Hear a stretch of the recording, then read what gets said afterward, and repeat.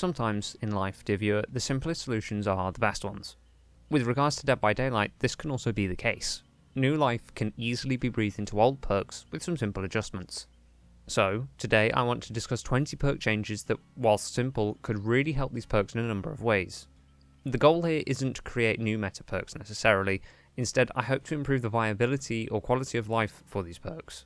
If you want to jump straight to the killer perks, skip to the timestamp on screen now. Starting off this list is Better Than You, a Rebecca Chambers perk that is, frankly, depressing. If you apply this perk effect to a survivor, they'll perform certain actions 16% quicker.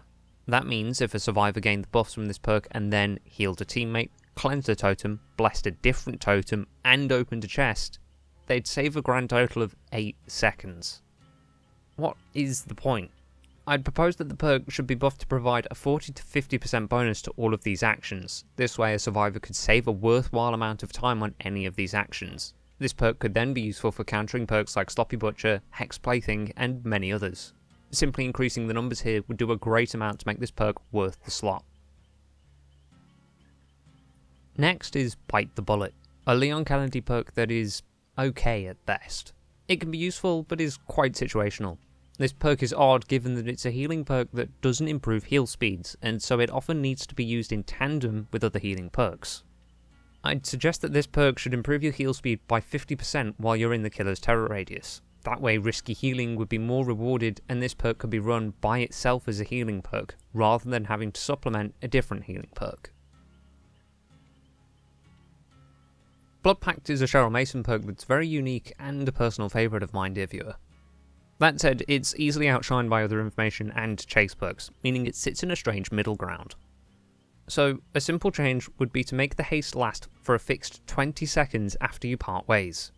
Looping with friends is a terrible idea, and the only time you're going to get chase value with this perk. Having the haste last for 20 seconds after you part ways would mean that it could actually be useful at the start of a chase, any time you decide to part ways. Corrective Action is a Jonah Vasquez perk? Technically it is, but it's so ridiculously niche you probably wouldn't even know it. So how do we solve this? I'd suggest now the perk has an active range in the same way Prove Thyself and Streetwise do. Anytime survivors within this 6 meter range miss a skill check, it's automatically corrected. Now this perk will apply not only to people you cooperate with, but also your skill checks and people doing actions near you such as healing you. The focus here would still be on newer players, it wouldn't be too useful to experienced ones, but now it would actually do what it's supposed to far more consistently. Empathic Connection is a Yoichi Yasukawa perk that is empathy, but not as good. Behaviour attempted to supplement the information aspect with improved heal speeds. However, 10% faster heals saves you just less than 1.5 seconds. It feels kinda pointless.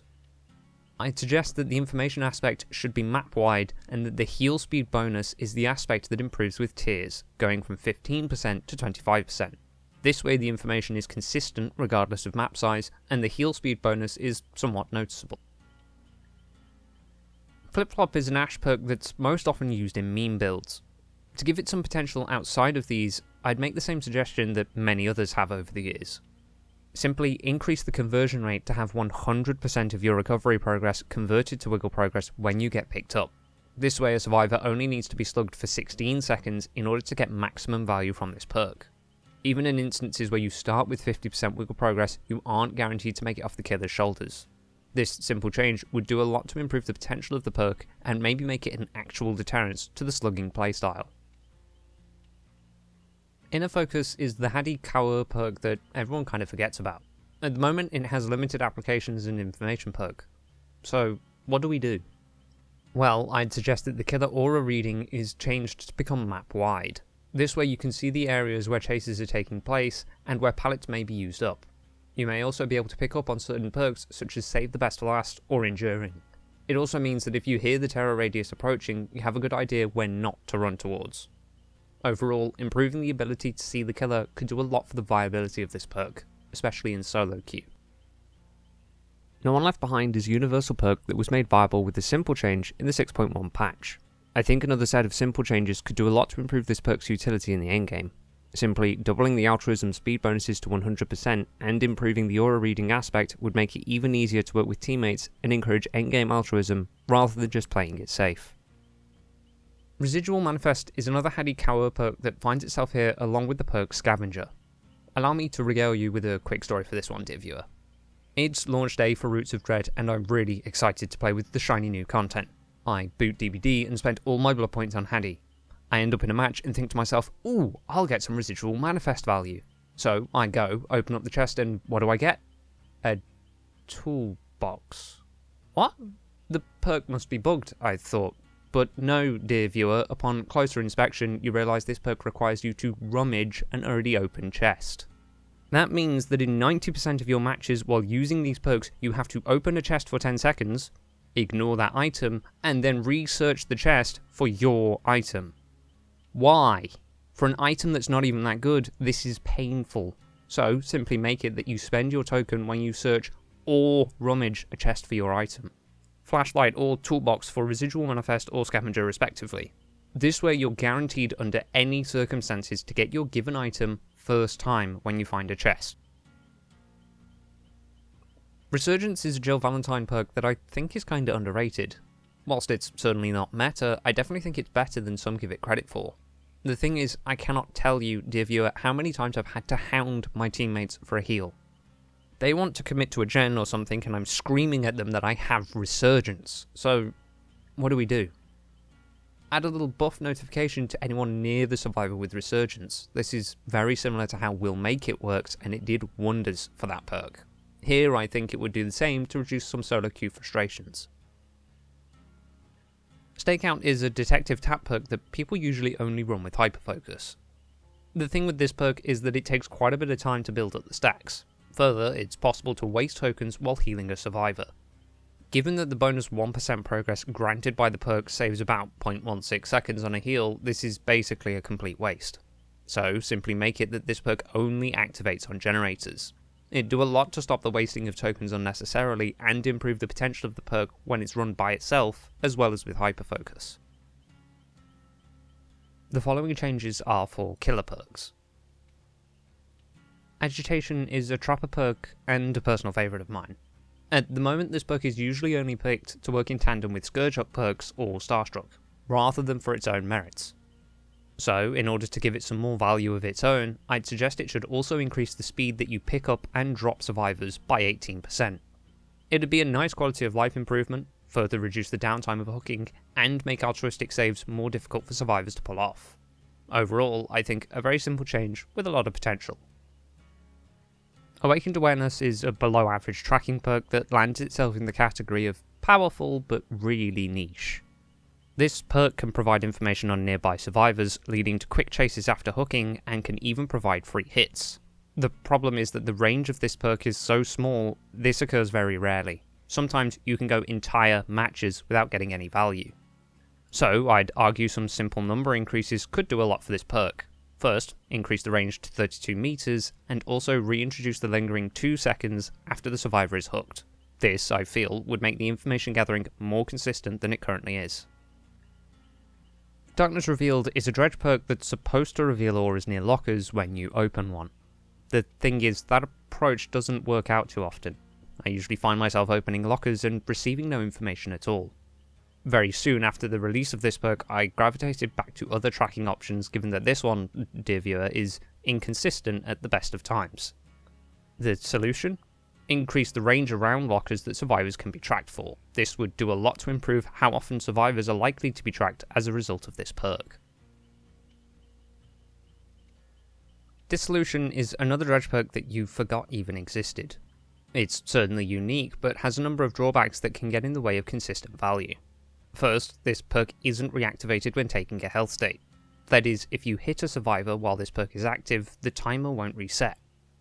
While certainly a situational problem, it can be really frustrating to be denied perk value when these situations do occur. The other aspect of this perk that could do with changing is the fact that someone must be within the terror radius in order for it to activate. Why? Survivors aren't fast vaulting pallets across the map, it only occurs in chase, so this radius requirement only serves to limit the perk. If you're using Hex Plaything, this perk gets no value. If you're using Tinkerer, this perk gets disabled at random intervals. If you enter Nightfall, this perk is disabled. Wait, that means using a Dredge perk on the Dredge is actively a terrible idea. Why would you do this behaviour?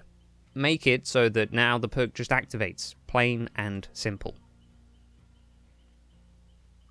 Game of Foot is a Skull Merchant perk that honestly doesn't do much simply because the swapping obsession system is so inconsistent. Trying to explain all the ways in which it fails and frustrates would take far too long, dear viewer. Simply, it leads to this perk failing to do anything most of the time. So, what do we do? Well, I'd say that now chasing a survivor for 20 seconds without them losing a health state will cause them to become the obsession. This means that in instances where a survivor is doing well and this perk should kick in, it's far more likely to do so now. Further, this would remove the basic attack requirement, meaning that this perk is an option for many more killers who rely on special attacks. Hex, Face of the Darkness, is a knight perk that's very rarely seen in the average match. I think this is in part because it feels so difficult to get the value from. Given that the perk doesn't show you when it's about to activate, it can be easy to miss the information this perk provides. Other perks, such as Hex Haunted Grounds, have a visual timer display for their activation. I'd suggest that this should be added to Hex Face the Darkness like you're seeing in this example. If Hex Face the Darkness were to receive a visual timer, it would make it easier for killers to make note of their surroundings or suppress their terror radius in time for this perk in order to get their maximum value. Hubris is another knight perk, and this one shows up even less than the last one. If you even want a chance of getting value from this perk, you'll need to run it with Enduring, and hope that the survivor you're chasing panics enough to make a catastrophic error. A simple increase to the time the exposed effect is applied for would make this perk a lot more threatening and allow for more value when it's run by itself. Play with Your Food is a Myers perk that for some reason tends to be stronger on weaker killers. Given how long it takes to build up your tokens, it's far too easy to lose them. At the moment, a token is lost every time you launch a basic or special attack, even if it doesn't land. This can lead to some funny interactions as some killers can lose tokens very quickly. I'd suggest now that a token should be lost every time a survivor loses a health state to a basic or special attack. This way, killers would be less punished when going for chance hits or using certain special attacks. Spirit of Fury is a spirit perk that by itself doesn't do too much for killers. 90% of the time, this perk is picked because the killer is also running Enduring. Once again, dear viewer, I'm pointing to a perk that requires other perks in order to be useful and saying, buff it. In this instance, having the pallet break activate will also inflict the survivor who threw it with Hindered. This means that when this perk kicks in, the survivor will make less distance and the killer will be behind them again that much sooner.